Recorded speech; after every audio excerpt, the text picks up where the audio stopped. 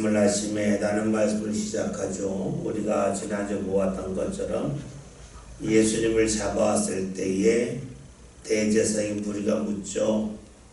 네 제자들이 어디 있고 네 교훈이 무엇이냐라고 묻지 않습니까? 네 주위의 사람이 다 떠났으니 너 초라하지 않냐, 이런 질문을 하는 거죠. 예수님은 사람을 의식한 게 아니라 하나님을 생각하셨기 때문에 옆에 사람이 있느냐 없느냐 이런 것에 흔들리지 않으셨죠. 그리고 예수님 하신 말씀이 내가 가르칠 때에 은밀하게 몰래 가르치지 않고 사람들이 다 모인 데가 가르쳤거늘 왜 내게 묻느냐라고 말씀을 하시고, 또 정말로 궁금하면 내 말을 들은 사람에게 직접 들으라라고 말씀을 하셨습니다. 사실 예수님을 잡아온 것이 죄가 있다고 해서 잡아온 거잖아요. 그러면 어떤 죄인지에 대하여 먼저 밝혀야 되는데 밝히지 못하고 있어요. 네가 이런 죄를 범했는데 사실이냐 이렇게 물어야 되는데 지금 그렇게 하지 못하고 있습니다. 분명 잘못된 재판이죠.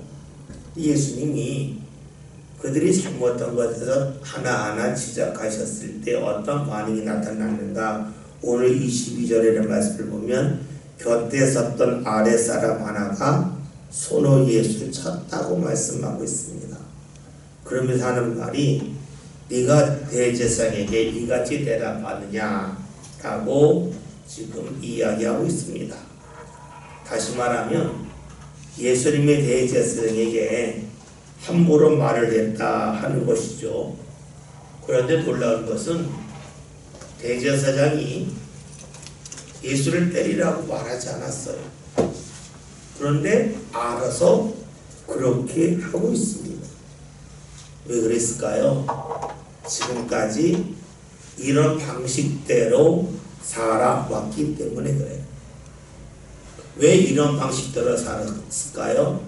이런 방식대로 살아야 자신이 인정받을 수 있기 때문입니다.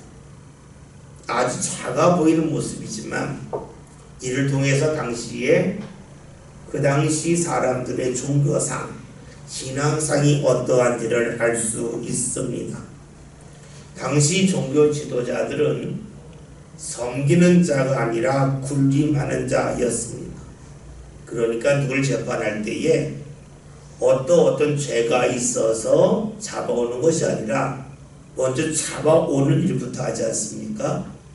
이것은 있을 수 없는 일인데 그렇게 했습니다. 사실 성경적으로 본다면 누군가를 재판하려면 이 사람이 잘못했다고 하는 것에 대한 증인이 최소한 2명이 있어야 됩니다. 그런데 대제사장임에도 불구하고 그런 하나님의 말씀을 따르지 않았습니다. 또한 놀라운 것은 그러므로 사람들이 문제 삼지 않았다는 데 있습니다. 왜 그랬을까요? 대제사장에게 막강한 힘이 있었기 때문입니다. 그 힘이 무엇일까요? 우리가 요한복음 2장에 있는 말씀을 보면 가나 혼인잔치에 관한 비유한 말씀이 나와 있고, 그 다음에 나와 있는 말씀이 예수님이 6월절에 성전에 가서 성전을 정화하시는 것에 관한 말씀이 있어요. 성전에서 사람들이 제사기 와요. 이제 많은 짐승들을, 동물 끌고 오는데 그 당시 성전에서는 어디서 끌고 오는 동물을 인정하지 않고 성전에서 파는 그 동물만 가지고 제사하겠어요. 그러니까 독점이 되겠죠. 그러니까 거기서 동물을 파는 사람들은 막대한 수익을 얻을 수 있습니다. 그런데 이 사람들이 동물을 팔 수 있도록 누가 허락해 줍니까? 성전 안이니까 대제사장이 허락을 하는 겁니다. 따라서 대제사장은 뒤에서 많은 사람들에게 자신이 원한다면 얼마든지 많은 이익을 구할 수가 있었습니다. 즉 이권에 개입했다는 거죠. 그러면 여러분 생각해 보세요. 동물을 파는 사람이 있습니다. 그 사람에게 차를 주면서 또 이렇게 말할 수가 있죠. 네가 여기서 동물 파는 건 좋은데 이 동물은 이 사람에게 사와라라고 말할 수가 있겠죠. 또 그 사람에게서는 네가 동물을 키울 때 필요한 이러이러한 것을 여기서 사와라 라고 말할 수 있어요. 그럼 어떻게 될까요? 막강한 이익을 창출하는 구조를 만들어갈 수 있어요. 그럼 거기에 관련된 사람들이 엄청나게 많아지겠죠. 그러니까 대제사장이 이 건에 개입을 하기 시작하니까 많은 사람들이 알아서 대제사장의 눈치를 볼 수밖에 없어요. 오늘 말씀에서도 아랫사람이 대제사장을 가만히 있는 예수님을 때리잖아요. 때리면서 하는 이야기가 어떻게 대제사장에게 이렇게 할 수 있느냐 하고 있습니다. 신앙이 아닌 세상의 권력을 가졌기 때문입니다. 그러니까 대제사장 주위에 알아서 그의 비유를 맞추는 사람들이 몰려들 수밖에 없습니다. 지금 하는 이야기가 왜 대제사장이 이렇게 하느냐, 왜 예의를 갖추지 않았냐라고 말을 합니다. 그렇죠? 사람 살이 예의가 필요해요. 그런데 여러분 생각해야 될 것이 있어요. 우리가 신앙을 가졌다고 하는 것은 상대가 예의를 갖췄기 때문에 내가 예의를 갖추는 걸까요?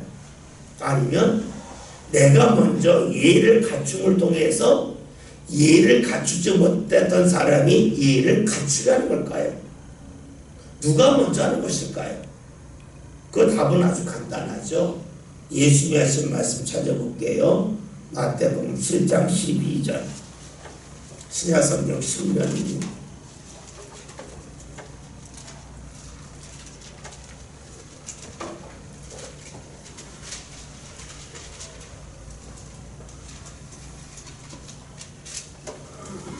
마태복음 7장 12절 다 같이 읽습니다.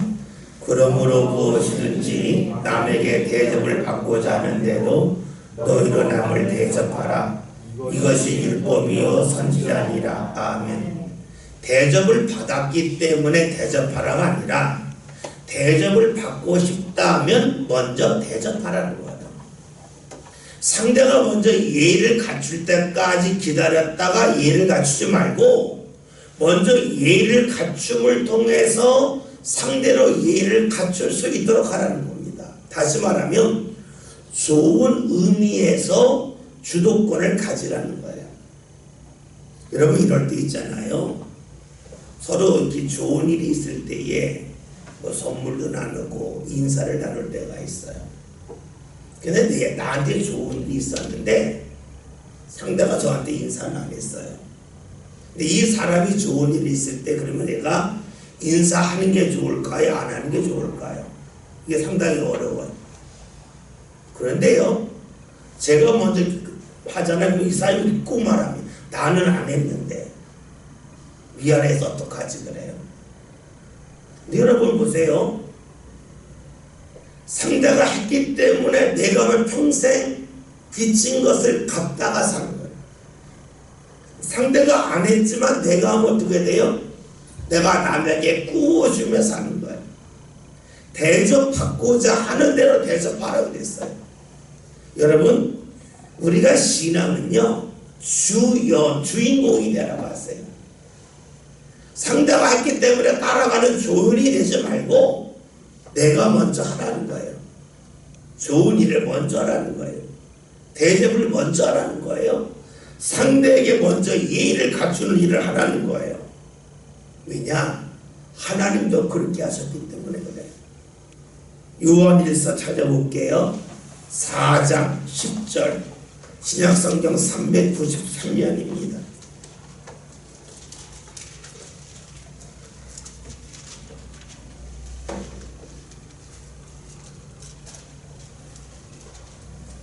요한일서 4장 10절 다 같이 했습니다. 사랑은 여기 있으니 우리가 하나님을 사랑한 것이 아니요 하나님이 우리를 사랑하사 우리 죄를 속하기 위하여 화목제물로 그 아들을 보내셨습니다. 아멘. 성경에서 주시는 말씀은 뭡니까? 우리가 하나님을 사랑한 게 아니라는 거예요. 하나님이 먼저 우리를 사랑하셨다는 거예요. 그 사랑에 대해 우리가 반응하는 것 뿐이지 우리가 먼저 하나님을 사랑하는 게 아니라는 거예요. 우상을 섬기는 일은 아주 다르죠. 너희가 먼저 우상에게 잘해라. 그러면 그 우상이 너에게 뭔가 갚아줄 거다 하죠. 성경은 그렇잖아요. 하나님이 먼저 사랑하셨다는 거예요. 그리고 너희가 그 사랑에 반응하라. 사랑을 느꼈다면 반응하라라고 말씀해요. 그러니까 성경은 늘 주시는 말씀이 뭡니까? 하나님이 먼저 하셨듯이 너희도 하나님을 믿는 먼저 하라는 거예요. 먼저 하라. 이것이 성경의 말씀이에요. 예의를 갖추는 것도 상대가 안 갖췄으니까 나를 안 갖춘다는 게 아니에요. 내가 먼저 예의를 갖추는 거예요. 언제까지요? 상대가 따라올 때까지. 그것이 뭡니까? 그것이 주도권을 갖는 거예요. 그런데 상대가 안 하니까 나도 안 해 하면 어떻게 돼요? 상대한테 끌려가는 거예요. 끌려가는 거. 이것은요 평생 끌려다니는 삶을 사는 그런 습관을 지닌 것과 같습니다. 신앙은 먼저 하는 거예요. 왜냐? 하나님이 먼저 하셨기 때문에. 그리고 그런 사람은 하나님, 야 너는 나 닮았다 하는 거예요. 너는 나를 닮았다고 하는 것을 제가 이제 이렇게 표현했죠. 너와 나는 손발에 맞는다는 거예요. 그렇잖아요. 우리가 하나님을 닮았다는 것은 하나님이 움직임에 따라 그리 움직이는 거예요. 그걸 우리 조상들은 손발이 맞는다 그래요. 손발이 맞으면 뭐가 좋아요? 하나님이 은혜 주실 때에 그 은혜 받는 거예요. 손발이 맞지 않으면 손발이 어긋나면 어떻게 돼요? 주시지만 계속 놓치는 거예요. 우리가 물건을 누구한테 전해줄 때에 손발이 맞아야 주는 걸 받지. 손발이 어긋나면 어떻게 돼요? 줘도 계속 못 받는다. 비껴간단 말이죠. 그러니까 우리가 하나님을 닮아간다고 하는 것, 그것은 세상 말로 하면 하나님과 손발이 맞는다는 거요. 주의 은혜를 놓치지 아니한다고 볼 수가 있어요. 예수 당시의 대제사장의 특징이 뭐냐? 이 일을 본인은 갖추지 아니하면서 상대는 이 일을 갖추기를 원했습니다. 이것이 신앙적으로 하나님과 얼마나 멀리 떨어져 있는지를 보여주는 탐명이라고 볼 수가 있습니다. 앞에서 언급했던 것처럼 우리가 신앙의 바른 길을 가려면 상대를 먼저 인정하는 게 좋습니다. 먼저 하는 게 좋습니다. 누군가 나를 위하여 기도했으니까 그 기도 빚 갚아야지. 그럴 수는 있겠지만 내가 먼저 기도해야지. 내가 먼저 사랑해야지. 내가 먼저 섬겨야지 하는 것이 중요하겠죠. 사실 우리 시대는 상당히 어려운 시대예요. 세대 간의 갈등이 상당히 많이 있습니다. 가정에서도 세대 간의 갈등이 많이 있어요. 왜 그럴까요? 우리 시대는 급격한 변화를 겪기 때문에 그래요. 그래서 예전에는 내 자녀가 나를 이어가니까 다음 세대였어요. 다음 세대. 그래 지금은 다른 세대가 됐어요. 성경에는 이런 말씀이 나와요. 찾아볼게요. 사사기 2장 10절. 구약성경 362면입니다.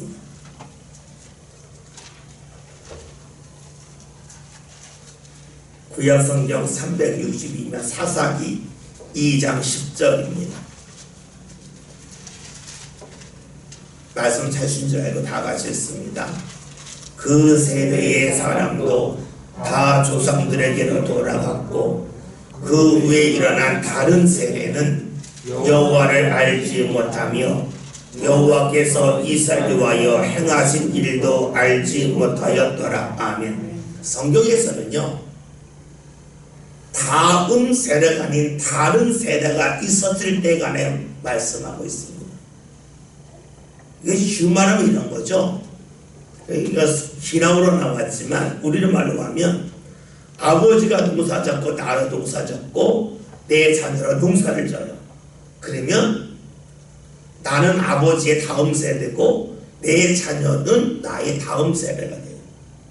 아버지는 농사 졌는데 나는 장사를 해요. 그러면 아버지와 나는 다음 세대의 관계가 아니라 다른 세대의 관계가 돼요. 아버지는 한국에 살았는데 나는 미국 가서 살아요. 그러면 나와 아버지는 다음 세대, 다른 세대예요. 신앙적으로 보면 아버지는 하나님을 믿어 하나님을 안 믿어요. 그러니까 다른 세대라고 말해요. 근데 우리 시대가 바로 그러한 시대입니다. 우리 시대의 권위가 무너졌다고 그러죠. 권위가 왜 무너졌을까요? 그것은요, 너무나 많이 달라졌기 때문에 그래요. 예전에는요, 나이가 많은 게 권위였어요. 왜 나이가 많은 게 권위였냐면요, 직업이 같았기 때문에 그래요. 이유는 간단해요. 내가 농사를 짓는데 아버지가 농사를 져요. 나는 농사의 경험이 10년인 아버지는 40년이에요. 그러면 내가 농사 짓다 어려우면 어떻게 돼야 돼요? 아버지한테 물어보면 돼요. 아버지, 지금 10년에 들었는데 아버지 예전에 10년 들면 어떻게 해결하셨습니까? 그럼 아버지가, 야, 내가 예전에는 10년 들 때 저 산에서 물길을 들어가게 했단다. 알려준다. 그러면 예, 좋은 방법을 따라가요. 그러니까 나이가 많은 게 권위가 있다고 하는 것은 그냥 나이가 많아서 권위 있는 게 아니라 나와 같은 일을 하는데 아버지는 경험이 더 많기 때문에 그 나이가 권위가 있다고 말하는 거예요. 우리가요, 나이가 많다서 권위 있다고 하는 거가 단순히 나이가 많다가 아니라 같은 일을 하는데 경험이 많기 때문에 권위가 있었던 거예요. 근데 우리는요, 그걸 다 잊어버리고 예전에 나이가 많으면 권위 있다. 아니에요. 직업이 같아서 그래요. 사람은요, 먹고 사는 문제에 예민하잖아요. 내가 병 걸렸어요. 의사가 별로 없어요. 그러면은 오래 사신 분들은 그 병을 예전에 경험했단 말이에요. 이 병 어떻게 하면 치료할 수 있습니까? 의사가 없으니까, 야, 예전에 그런 병이 돌았을 때 이렇게 했더니 낫더라. 낫단 말이에요. 우리 예전에 어렸을 때 그다 동화에 그런 거 있잖아요. 뭐 아버지 가서 뭐 죽이라고 그랬는데 나이들 안 죽이고 있다가 외국 사신이 왔는데 질문하잖아요. 뭐 나무 통나무를 물에 띄어는 어디가 윈지 알아맞혀 댔더니 그 아버지가 물에 띄어봤을 때 밑으로 가는 게 무거우니까 그쪽이 뿌리 쪽이고 가벼운 쪽이 아래 위로 간다. 뭐 이런 얘기 해주잖아요. 왜요? 같은 일을 했기 때문에 경험이 많아서 권위가 있는 거예요. 근데 지금은요, 그렇지가 않아요. 지금은 나이 많은 사람이 권위 없을 수밖에 없는 게 뭐냐면요, 직업이 달라요. 생각해 보세요. 나는 농사를 짓고 자녀는 직장을 다녀요. 무슨 권위가 있어요? 가르쳐줄 말이 아무것도 없어요. 나는 아버지가 농사 졌을 때 따라 농사 졌기 때문에 아버지를 당연히 권위 있게 볼 수밖에 없는데 지금은 안 그래요. 근데 우리는요, 그런 걸 싹 잊어버리고 나는 예전에 나이 드신 분을 공격했다고 그러는데 사실은 거기 있잖아요. 경험이 많았기 때문에 그래요. 산업화가 되면서 이게 완전히 달라졌어요. 산업화의 특징이 있죠. 변화가 많은 거예요. 변화가 많을 때 일어나는 특징이 있죠. 어른들은 변화에 적응을 잘 못해요. 젊을수록 변화에 적응이 빨라요. 왜냐? 나이가 들면 몸이 둔해지잖아요. 생각도 빨리 안 움직이잖아요. 그래서 새로운 기계가 나왔을 때 어른들은 그 적응하는 시간이 너무 오래 걸리니까 안 해 하고 말아요. 근데 어린이나 젊은이들은 어떻게 돼요? 이 적응을 빨리 한다면 기계를 금세 만져요. 그러니까 예전에는 모르는 걸 부모한테 물어보면 부모 가르쳐줬는데 산업화가 되고 많은 물건이 나오다 보니까 이제는 부모가 자녀한테 물어봐야 돼요. 근데 여러분 있잖아요. 아쉬운 사람이 물어보는 거 아니에요. 목마른 사람이 샘파는 거잖아요. 그러니까 지금은 부모이기 때문에 자녀에게 권위가 있을 거다. 어려워요. 구조적으로 어렵다 하는 것을 말해요. 그러니까 갈등이 있을 수밖에 없어요. 부모와 자녀 세대는 다음 세대가 아니라 다른 세대가 되었어. 당연히 갈등이 있죠. 여러분, 이런 때에 필요한 것이 무엇이에요? 변화에 맞게 먼저 반응하는 것이 주도권을 갖는 거예요. 변화에 맞게끔 하는 거예요. 먼저 대접하는 거예요. 먼저 인정하는 거예요. 여러분들이 자녀들을 자꾸 인정해 줄 때에 어떻게 해요? 여러분의 권위가 세워집니다. 예전에는 가르쳐줌을 통해서 권위가 세워졌지만 지금은 인정해줌을 통해서 권위가 세워져요. 왜요? 요즘 시대는요, 인정받기 어려워요. 사람들이 인정받으려고 별별일 다 하잖아요. 뭐 SNS 통해서 인정받으려고 뭐 절벽까지 올라가서 사진 찍고 또 그러다 죽는 사람도 있고 뭐 이상한 건 먹고. 왜 그래요? 인정받고 싶은 욕구가 너무 많은 거예요. 그러니까 지금은 어떤 거예요? 지금의 권위는 잘 인정해 줄 때에 그 사람에게 권위가 있어요. 예전에는 가르쳐 주는 게 권위였어요. 지금은 인정해 주고 안아주는 게 권위. 근데 우리는 거기에 잘 적응이 안 돼요. 그러니까 좋은 신앙인이 된다고 하는 것, 그것은요, 잘 대접하는 거예요. 먼저 대접하는 거예요. 그럴 때 그것이 삶의 자리 잡음을 통해서 좋은 부모로서 살아갈 수 있겠죠. 교회도 그래요. 선배 목사들이 이런 이야기 하셨어요. 선거 때가 되면요, 교인들이 그게 전화를 많이 해요. 목사님, 누구 찍어야 돼요? 이게 1970년대, 80년대 초반의 한국교회 모습이에요. 왜냐하면 1970, 80년대의 교인 중에서 초등학교 못 나온 분이 상당히 많았어요. 성경을 통해서 한글 배워서 상당히 많았어요. 그러니까 신문을 보지도 않고요, 볼 돈도 없어요. 그 당시에는 목사님들이나 신문 봤다고요. 그러니까 누굴 찍어야 할지 모르니까 목사님 누구 찍어야 돼요? 그 목사님, 예, 이 사람 찍는 게 좋겠네. 예, 하고 찍었다고요. 그것은 영적 권위가 있다는 말도 되겠지만 어떻게 보면 본인이 배움이 부족했기 때문에 그랬다고요. 그것이 1970년대, 80년대 초반까지 한국교회에 널리 있던 모습이에요. 그런데요, 그것에 취해서 목사님들이 이것은 누구 찍어야 됩니다. 1970년대, 80대 초반에 그 습관을 지금까지 끌고 오신 분이 계세요. 어림없는 이야기거든요. 뭐예요? 달라진 거예요. 권위가 예전에는 지식이었어요. 그런데 지금은 아니에요. 우리가 이런 부분 때문에 예수 믿는 사람이 어떻게 살아가느냐는 부분에서 잘 적응하지 못할 때가 있어요. 신앙은요, 하나님을 믿는 것은 똑같지만 하나님을 믿는 방법은 계속 달라져요. 우리가 옷 입는 방법이 다르잖아요. 구약시대에 하나님께 예배하는 모습과 지금 예배하는 모습이 다르잖아요. 방식이 다르잖아요. 종교 개혁이 일어나기 전과 지금이 다르단 말이에요. 여러분, 지금 제가 우리 정장은 잘 안 하지만 한때는요, 2000년대 초반까지 어느 교회는요, 그 목사님이 교인들이 이 드레스 셔츠잖아요. 와이셔츠라고 그랬죠. 흰색 안 입으면 야단을 맞았어요. 장로님들 대표기도 할 때에 흰색 와이셔츠 안 입으면 방에 못 쏘게 하신 그런 교회 있었어.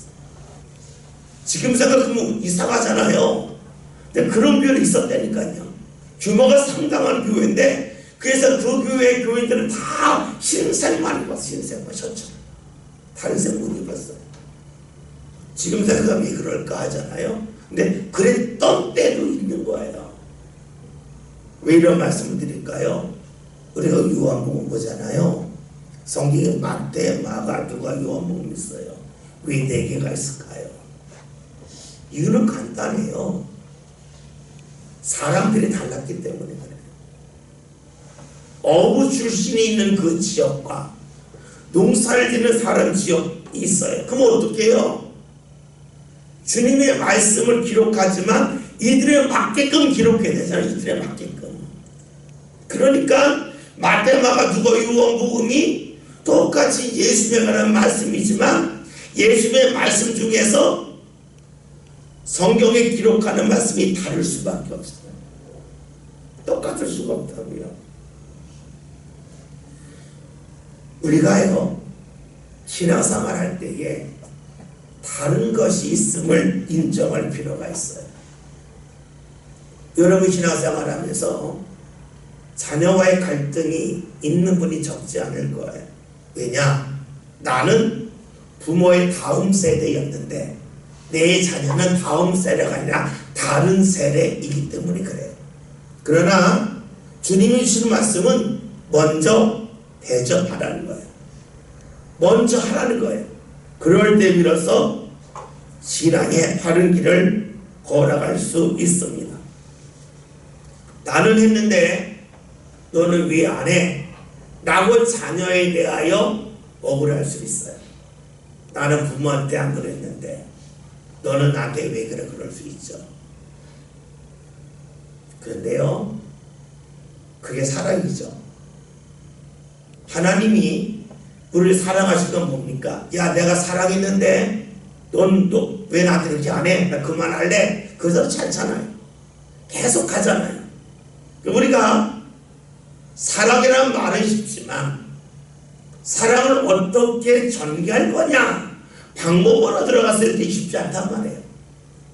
그러나 성경은 계속 말씀하네요. 내가 먼저 했다. 하나님이 말씀하시는 거고 예수님이 대접받고자 하는 분에 대접하라 라고 말씀하시는 거죠. 오늘 말씀을 보면 이제 대제사장 아랫사람이 예수님을 때려요 하는 이야기가 너 왜 대제사장이 이렇게 말하느냐, 잘 대접하지 않느냐 라고 말하고 있습니다. 예수님의 말씀에 대하여 타고나지 못하고 힘으로 누르하고 있습니다. 여러분 신앙에도 사실 이것이 상당히 중요합니다. 우리가 예전에는 그랬어요. 뭘 물으면 건방지게 물어 그랬다고요. 그런데요, 지금은 모를 때 묻는 게 맞아요. 왜요? 묻는 이유는요, 알고 싶어서 묻는 거예요. 묻는 이유는요, 하나님을 더 가까이 하려고 믿는 거예요. 묻는 거예요. 그러니까 우리가 물음에 대하여 답하는 훈련이 필요해요. 성경의 지식에 대해서는요, 그냥 사전 찾아보면 나오는 거예요. 네이버 쳐보면 나오는 거예요. 중요한 것은 내가 경험한 주님에 대하여 말하는 것이 그 무엇보다 중요합니다. 왜 자녀들이 그러죠? 왜 주를 지켜야 돼요? 그게 질문할 수 있고, 왜 아깝게 헌금해야 돼요? 왜 11조에 돼요? 라고 물을 수 있어요. 근데 그 물음에 대하여 논리적으로 답할 수는 없어요. 왜냐? 내가 말하는 논리는 내가 경험한 것을 근거로 하는 거고, 묻는 사람은 경험하지 않았기 때문에 아무리 말을 해도 그 사람한테 논리적이지 않아요. 논리적 설명은 불가능해요. 단지 자신의 경험을 이야기하는 것 중요해요.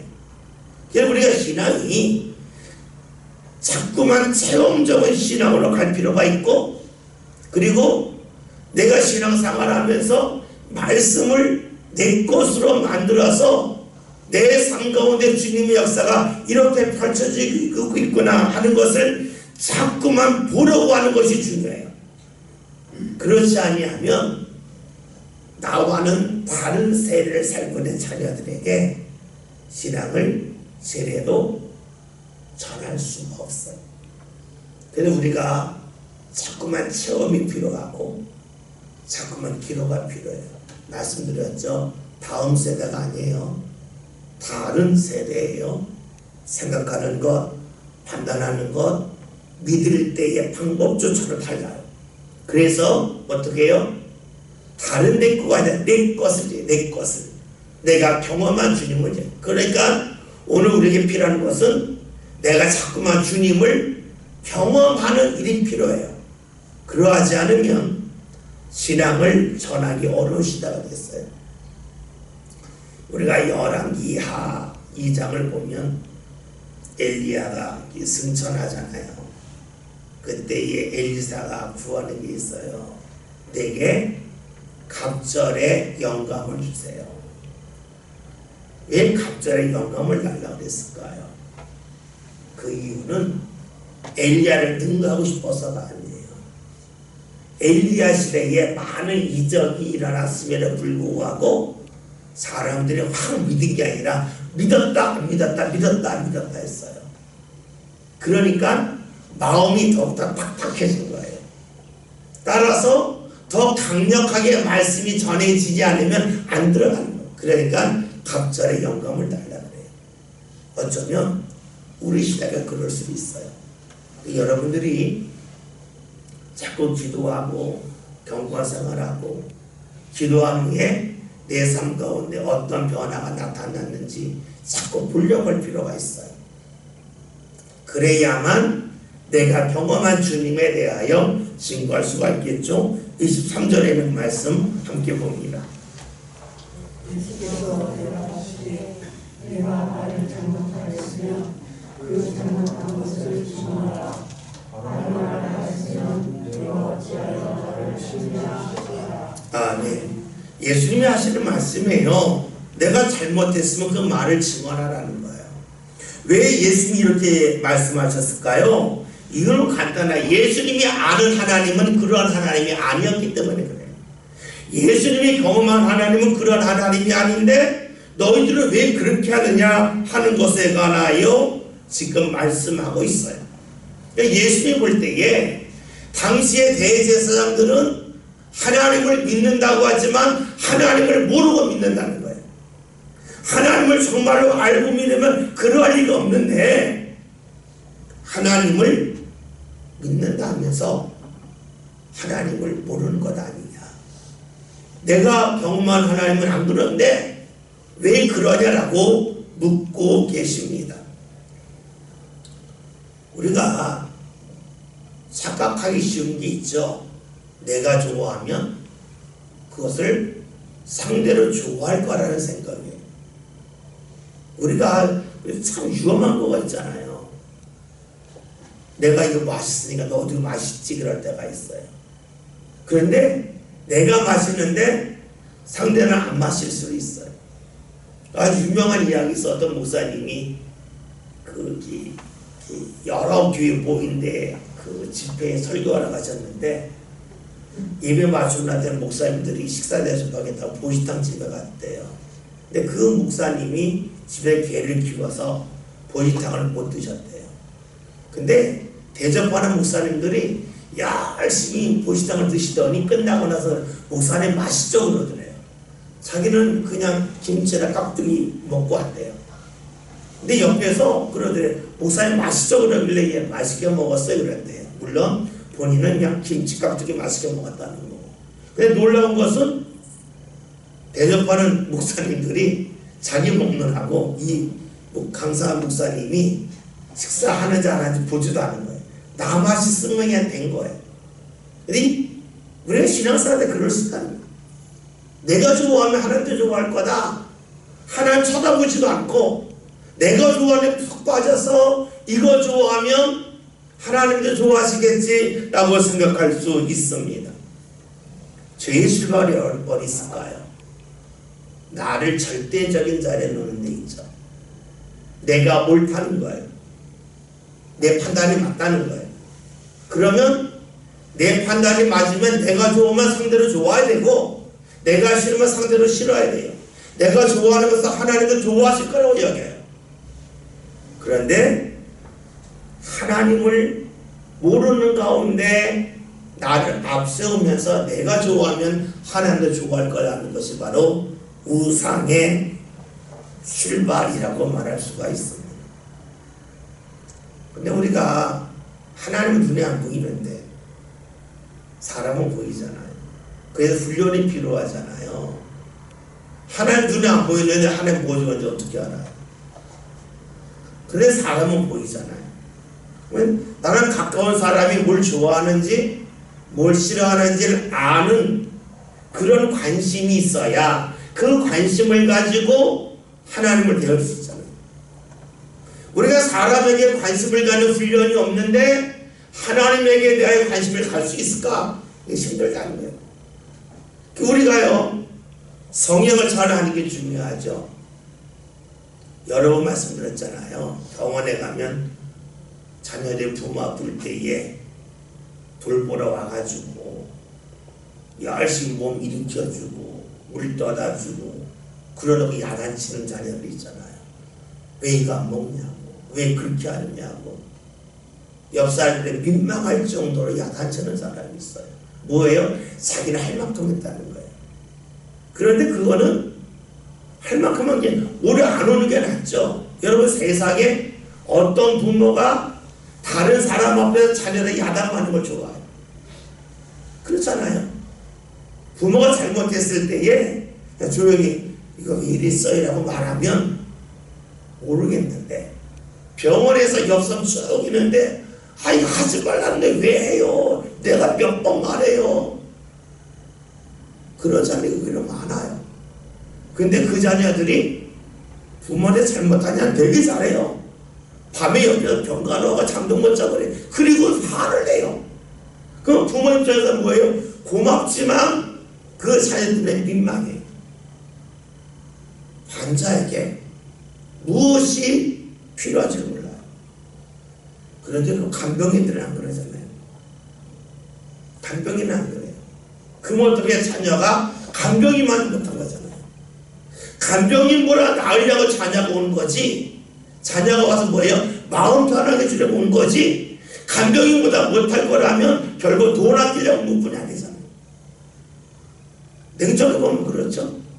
자녀들이 부모 아플 때 옆에 있는 것은 간병인한테 줄 돈을 아끼기 위해서 맞다, 뭐 그럴 수도 있겠지만 대부분 그게 아니잖아요. 간병인보다 더 잘해요. 더 잘 돌보려고 온 건데 간병인도 안 하는 게 야단을 치고 민망하게 하고, 그러면 부모가 싸우지는 못해 가만히 당하기만 하고, 뭐예요? 부모를 모르는 거예요. 부모가 뭘 좋아하는지 모르는, 그게 훈련이 안 된 거예요. 여러분, 학생들이 공부 잘하는 방법이 뭐예요? 선생님이 뭐가 중요하다고 하지 그걸 알면 공부 잘하는 거고, 뭐가 중요하다고 하지 성향을 모르면 공부를 못하는 거예요. 엉뚱한 데만 공부하는 거예요. 상대가 뭘 좋아하는지는 알아야 그 부분에 잘할 수 있어요. 여러분이 교회에서 신앙생활 하잖아요. 그러면 목사가 뭘 좋아하는지 아는 것도 중요해요. 왜냐? 이유는 간단해요. 목사를 통해서 내가 신앙에 성장할 부분이 있어요. 그런데 뭘 좋아하는지 알아야 그 부분의 신앙이 성장하는 거예요. 그런데 이것을 모를 때가 많이 있습니다. 여러분, 그러면 어떻게 될까요? 오늘 본문에 나온 대제사장처럼 엉뚱한 모습으로 살아가겠죠. 설교는 무엇일까요? 성경을 풀어주는 걸까요? 예, 맞아요. 그래서 성경을 풀 때에는요, 반드시 자신의 경험을 통하여 푸는 거예요. 그렇죠? 자신의 것이 없이 푼다 그러면 그건 성경 공부가 돼요. 내 말씀은 자신의 경험이 반드시 바탕이 되어 삶을 고백하는 것이 돼요.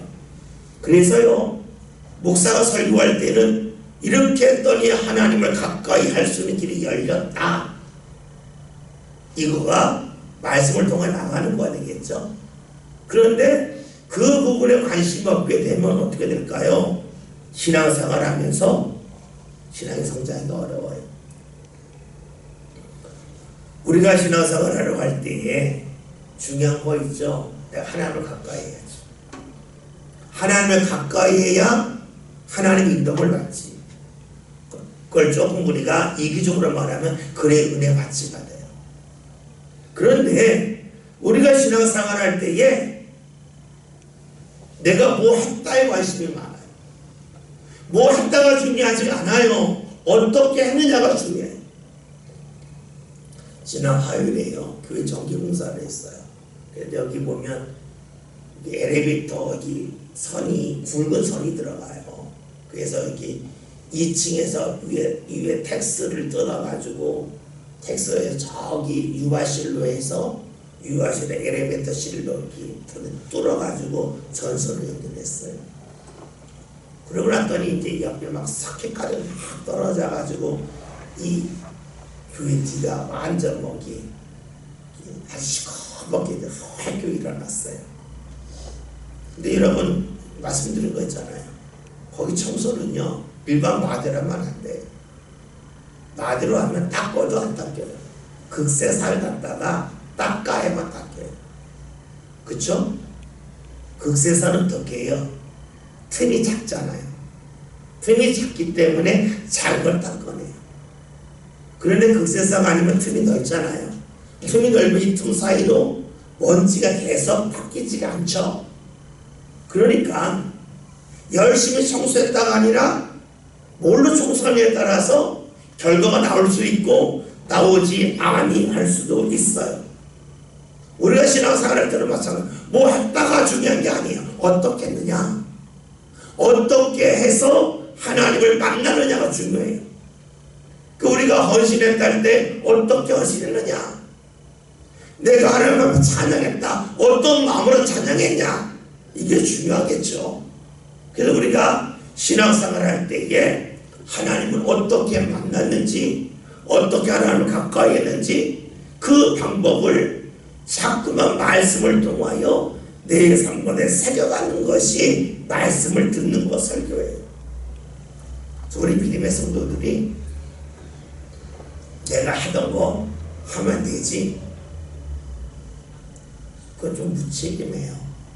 그러면 더러운 바닥을 열심히 닦지만 결과가 아무것도 없는 것과 같아요. 닦으면 닦여야 되잖아요. 뭘로 닦냐, 어떻게 닦냐가 중요해요. 우리의 신앙도요 어떻게 하느냐 상당히 중요합니다. 예수님 당시에 대제사장들은 하나님을 믿지만 하나님을 몰라요. 그러니까 그들이 하는 신앙은 하나님께서 인정하는 신앙이 되지 아니하죠. 예수님이 물음에 대하여 답하지 못해요. 답하지 못한 사람이 어떡하는 24절을 볼까요? 24절 다 같이 봅니다. 안나스와 예수를 대답하는데도 대제사장 가랴바에게 묻니라. 아멘. 말씀이 되게 이상하죠.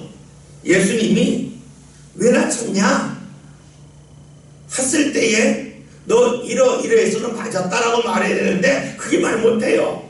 그러니까 어떻게 해요? 그 자리를 피하려고 예수님을 가야바에게로 보냅니다. 내가 잘못함을 알아요. 답할 수가 없어요. 그럼 어떻게 해야 돼요? 내가 뉘우쳐야 되잖아요. 그런데 그러면 창피하다고 생각해서 환경을 바꿔버려요. 피해버려요. 그러니까 예수님을 더 이상 앞에 두지 않고 가야바에게 보냅니다. 사실 이런 모습까지 상당히 쉽습니다. 여러분 신앙을요 용기라고 말하는 분 있어요. 용기. 용감한 할 때 용기. 왜 용기냐? 신앙은 하나님 앞에 서는 것이 그렇다는 거예요. 하나님 앞에 서는 순간에 더 이상 사람을 볼 필요가 없다는 거죠. 그래서 하나님을 보기 때문에 사람들을 안 보는 그 자체가 용기라는 거예요. 상당히 어렵죠. 하나님 때문에 사람이 안 보여요. 가장 중요한 것이 있으면 다른 것은 안 보여요. 예전에 어떤 우리 교인이 그러더라고요. 몸이 안 좋아서 화장실에 하혈을 했대요. 하혈을 해서 탁 쓰러졌는데 그분 얘기해요. 전혀 안 부끄러웠대요. 왜 안 부끄러웠냐? 자기 몸이 안 좋으니까 옆 사람이 전혀 신경 안 쓰더라고요. 몸이 조금 아플 때에는 우리가 다 넘어지면 옆 사람 쳐다보고 부끄러워 막 뛰어가잖아요. 조금 아픈 거예요. 근데 아주 아프면 옆 사람이 전혀 신경을 쓰더라는 거예요. 자기가 쓰러졌는데 전혀 부끄럽지 않고 내 몸부터까지 온통 여기에 모여들더라는 거예요. 이해되시죠? 우리가 하나님을 믿는 게 그런 거예요. 하나님이 가장 중요하기 때문에 옆 사람에 대하여 더 이상 신경을 쓰지 않는 거예요. 다시 말하면 옆 사람을 무시하는 게 아니라 내가 잘못된 걸 알았을 때에 내가 하나님의 은혜의 사람으로 살기 위하여 옆 사람에 대한 부끄러움에 대하여 더 이상 신경 쓰지 않는 것을 우리는 신앙이라고 말하는 것을, 그래서 신앙은 용기 있다라고 말을 합니다. 그런데 옆 사람이 부끄럽다라고 보이는 것은 하나님이 그만큼 중요하게 다가오지 않았다는 거예요. 지금 안나스가 그런 모습을 지니고 있습니다. 자주 말씀드리는 것 중에 열왕기하 5장에 나오는 나아만 장군이 있습니다. 엘리사가 나아만을 봤을 때 한 이야기가 있죠. 요단강가에서 네 몸을 7번 씻으라는 거예요. 나아만이 싫어했지만 그 부하들이 더 힘든 일을 할 수 있는데 그거 못하겠냐 해서 요단강에 가죠. 근데 그 요단강에 가서 몸을 담글 때 어떻게 옷을 벗어야 되잖아요. 그가 군복을 입고 아마 온몸에 많은 훈장을 달았을 거예요. 사람들이 그 훈장은 봤지만 그의 몸에 나병은 다 교묘하게 가렸을 거예요. 그런데 하나님이 원하신 건 뭡니까? 요단강에 들어가기 전에 옷을 벗음을 통하여 너의 부끄러움을 다른 사람이 본다 할지라도 거기에 개의치 마라. 오직 나만 보고 요단강에 들어가라는 거예요.